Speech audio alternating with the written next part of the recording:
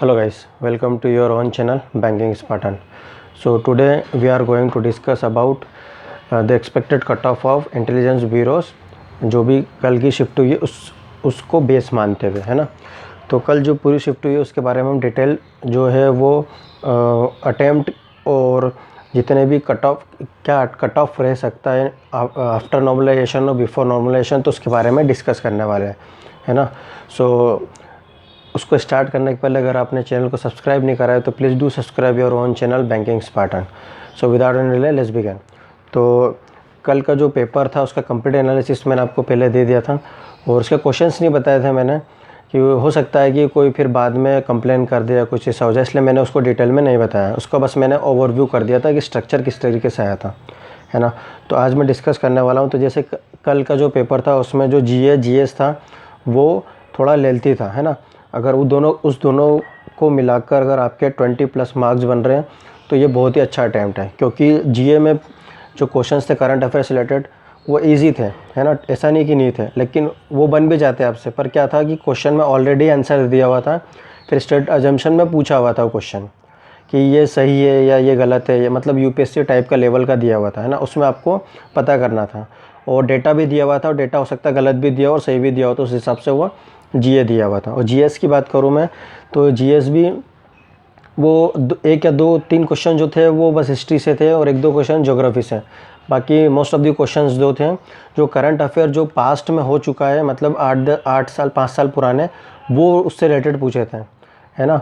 और current affair में मैं एक दो क्वेश्चन आपको जैसे अशोक लवासा का पूछा था, फिर एडी बैंक के वाइस प्रेसिडेंट बनाया हुआ, उस टाइप से क्वेश्चन पूछे थे। ब्रिक्स बैंक का पूछा था रिसेंटली। और जीएस में उस तरह के क्वेश्चन बनाए हुए थे जैसे कबड्डी प्रो लीग फर्स्ट किसने जीता था, उस टाइप से, है ना।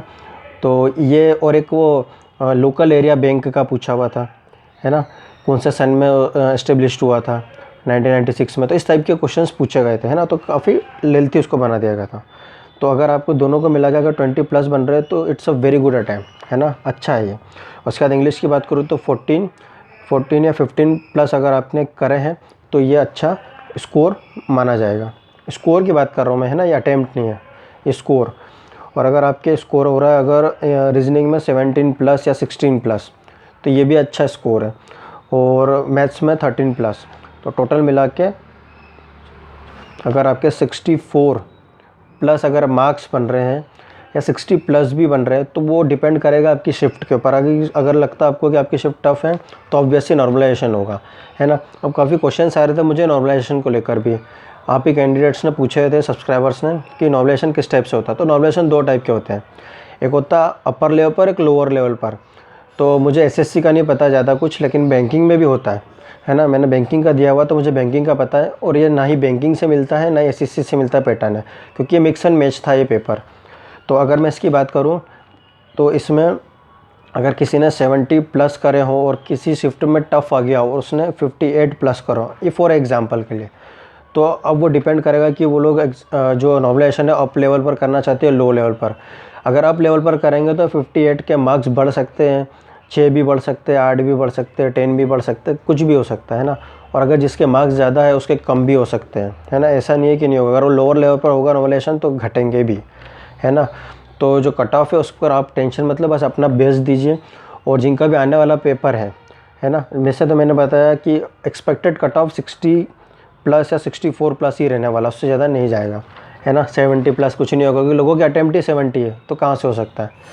तो अब जिनकी आने वाली शिफ्ट है उनको बस मैं ये बोलना चाहूँगा कि एक्यूरेसी मैटर करती है, एक्यूरेसी लेकर चले, 60 हो 70 हो, बस एक्यूरेसी बनाकर चलना। नॉर्मलाइजेशन आपको फ़ायदा मिलेगा अगर आपकी शिफ्ट टफ रही तो, है ना। तो ये था एक कंप्रिहेंसिव वीडियो कट ऑफ को लेकर। So that's all from my side, and please do subscribe your own channel banking Spartan. Thank you.